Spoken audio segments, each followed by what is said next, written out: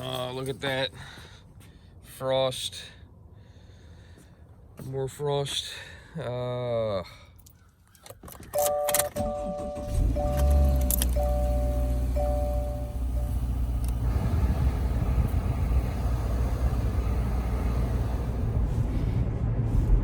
Someone's going for a ride this morning, huh, buddy? Where are we going? Hell, what I know, I'm just a dog. Dad, what are we doing here? What are we doing? There's nothing here. Are we going for a walk? Now it's the interesting part. Did he stay? He stayed. Look at that. He never stayed. Look at his tail's going. His tail's going. A lot colder today than it was yesterday, but so far, no breeze, which is good. And that down there is chocolate chip. I called him peeing. Okay. After he's done peeing. All right, there he goes. This is the happiest dog you'll ever meet. See his tail? His tail does not stop. Hey, Chip. Chip. Chip. Chip. Chug Chip. Oh, he's so excited. So Chip is my Springer Spaniel. His name is Chocolate Chip. I named him. I remember surprising my daughter with him years ago when I had two dogs. I had him and my boxer Jasmine. Jasmine has since passed quite a few years ago. Chip is now, believe it or not, 9.5. It was funny. One day, Jenna and I were in the house, and she says to me, "When's Chip's birthday?" It's like, I don't know.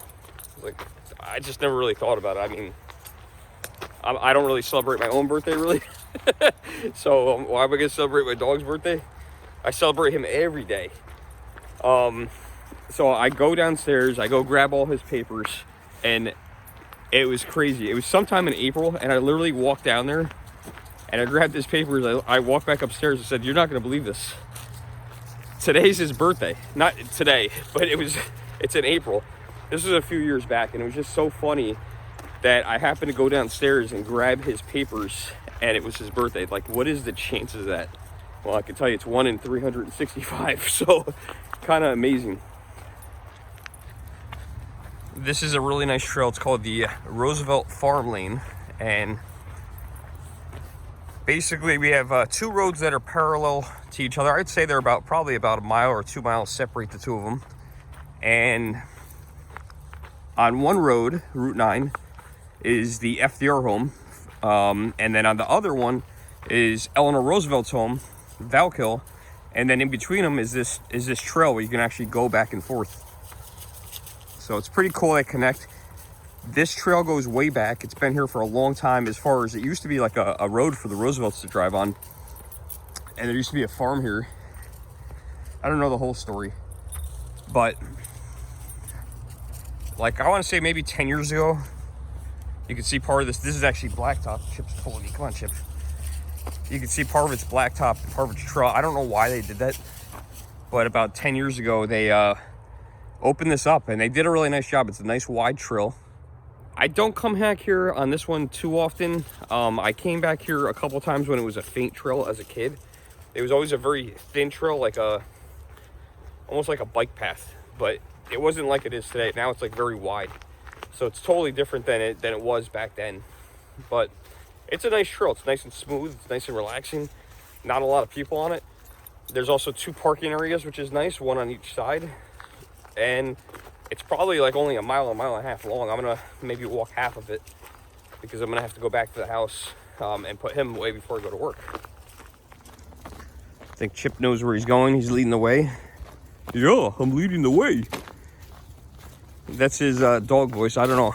Do your dogs have voices? That's mine. His is really dumb. I love him to death, but he's a very dumb dog. He's funny. You could drop food on the floor and he won't find it. You could throw one of his toys on the bed. He'll be on the bed searching for it. It's pretty bad. But he's a great dog. He's very loving. He's friendly, but he's just dumb. He's dumb as a box of rocks, but he's my dumb dog, and I love him.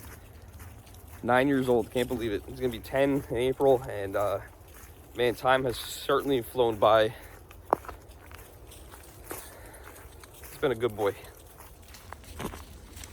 So tomorrow's the day that they were talking about possibly having some snow.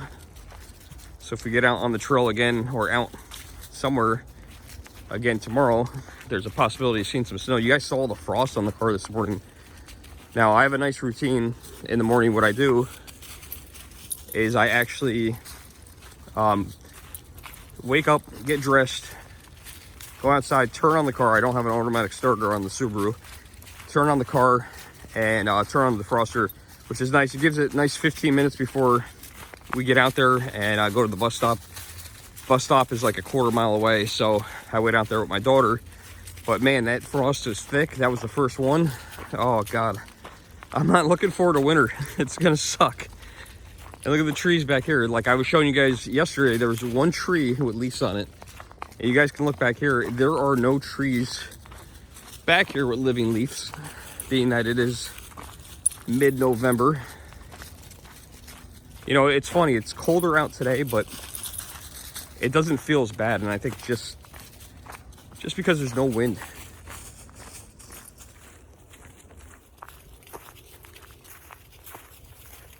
I just looked at the time to see what time it was, and it's crazy. You know, now I've already showered and everything. It's 7:51 in the morning. I am not an early riser.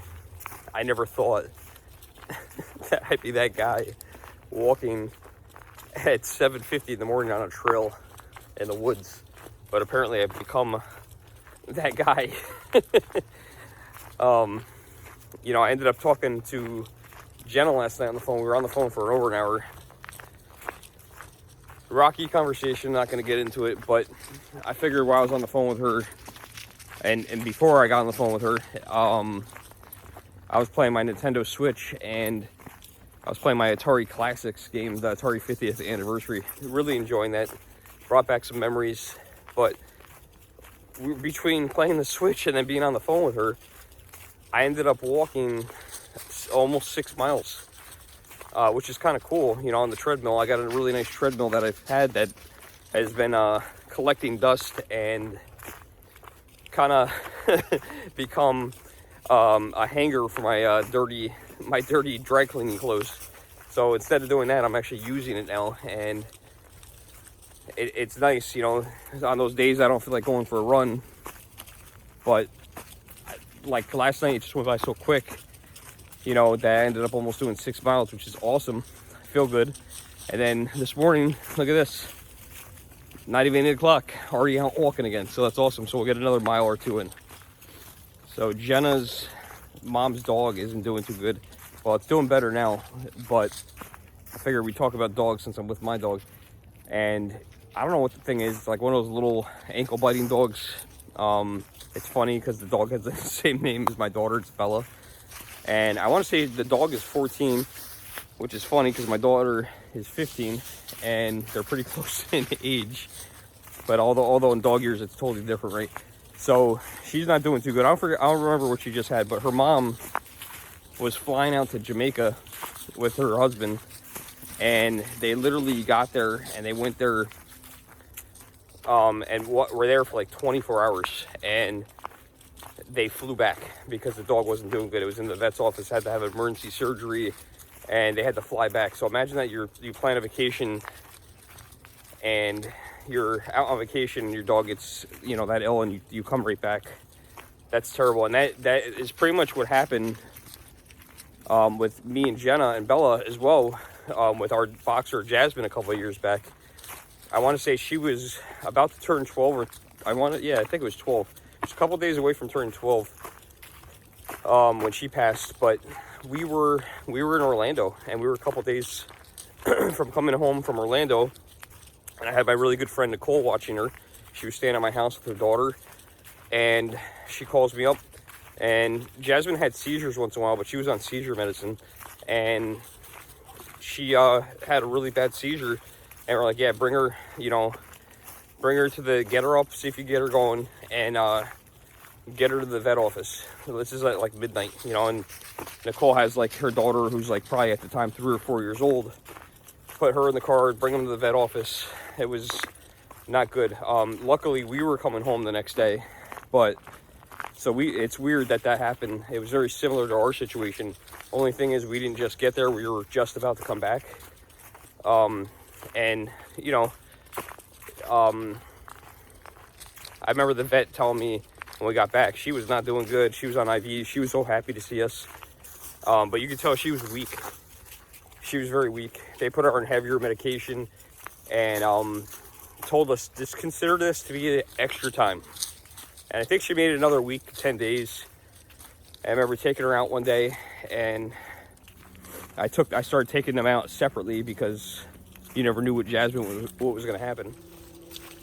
And I'm outside with Jasmine, and all of a sudden she starts having a seizure, and it's probably one of the worst seizures I've ever seen.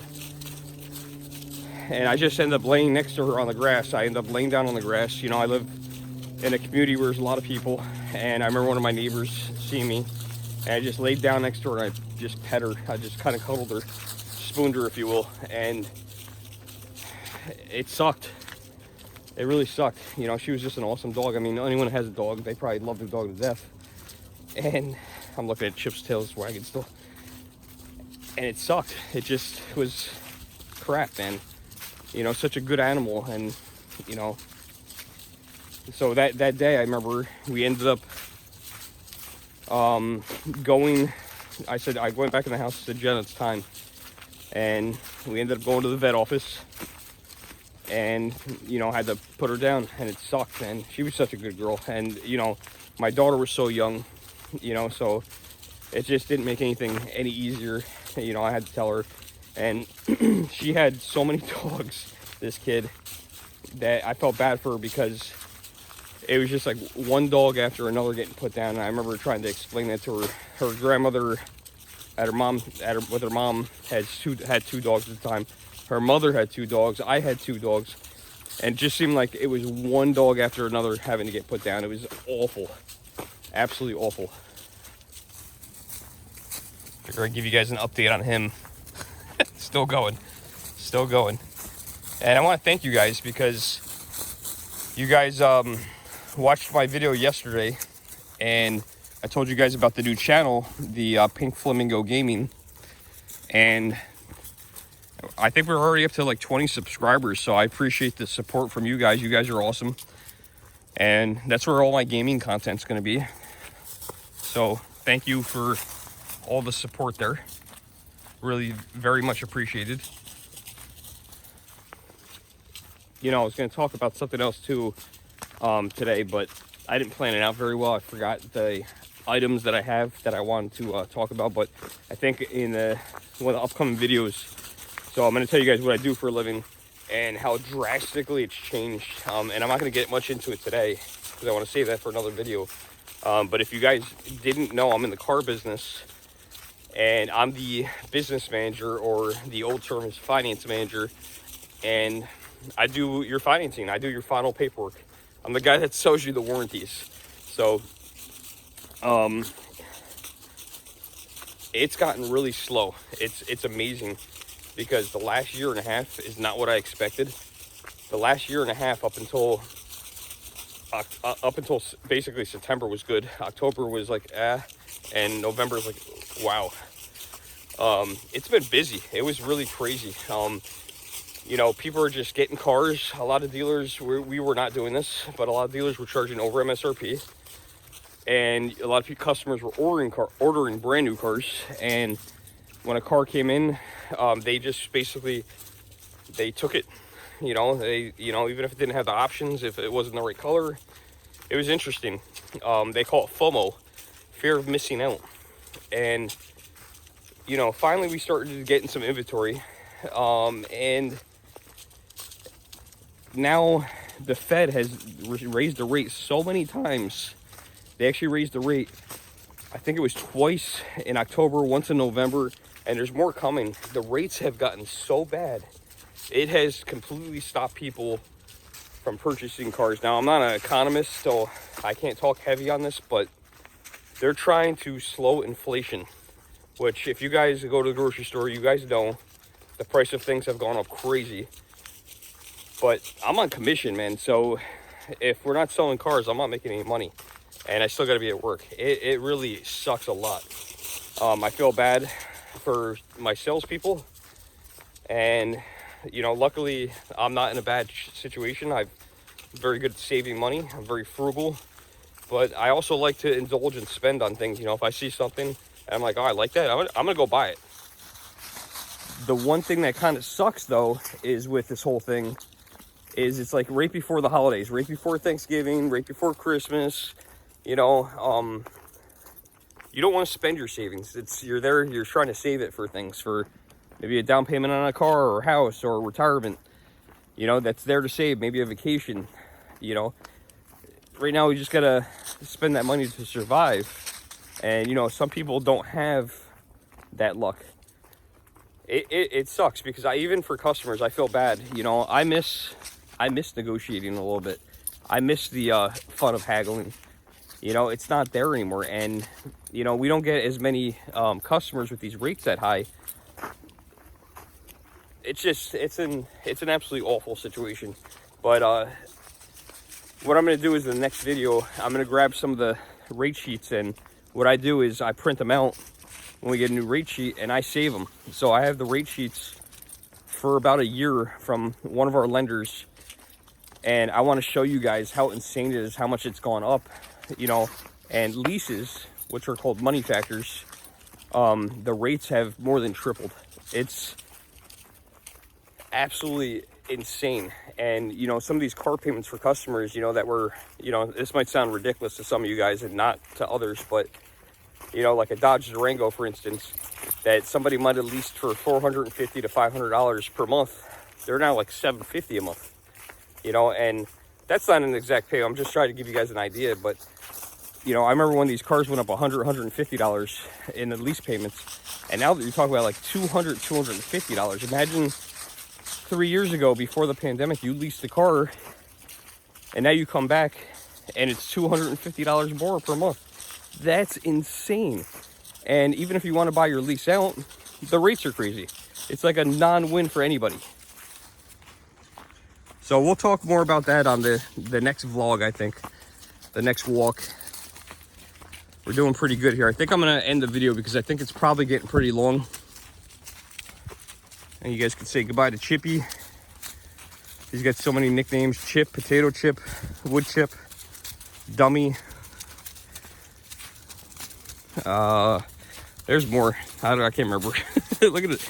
I mean, we got to be like 15 minutes in. Look at that tail. He is really difficult to get to sit down. Until next time, guys. He's looking for birds. Like, share, subscribe. I am the Germ. Thank you so much for watching. We'll see you guys in the next video. Yeah, and if you see any birds, let me know. I love birds. They're my favorite.